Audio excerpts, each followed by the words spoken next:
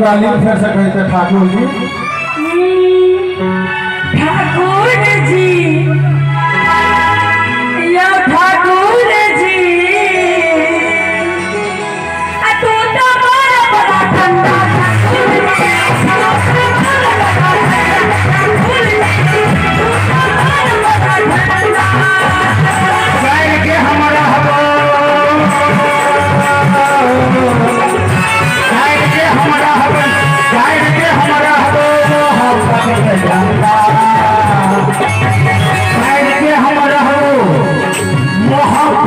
झंडा।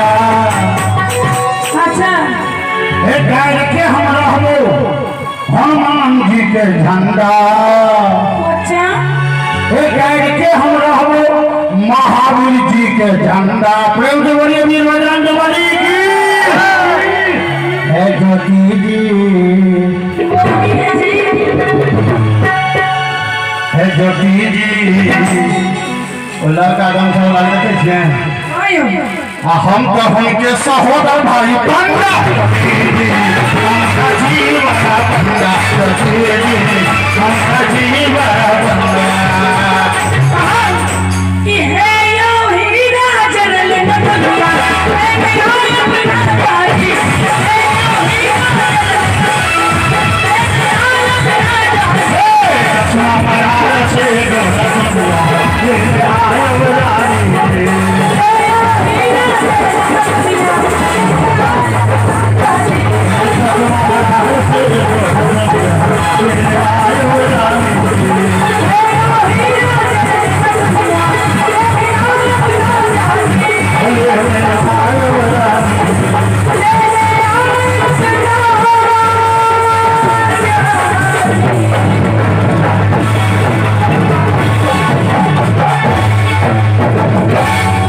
कौन सत्यनारायण भगवान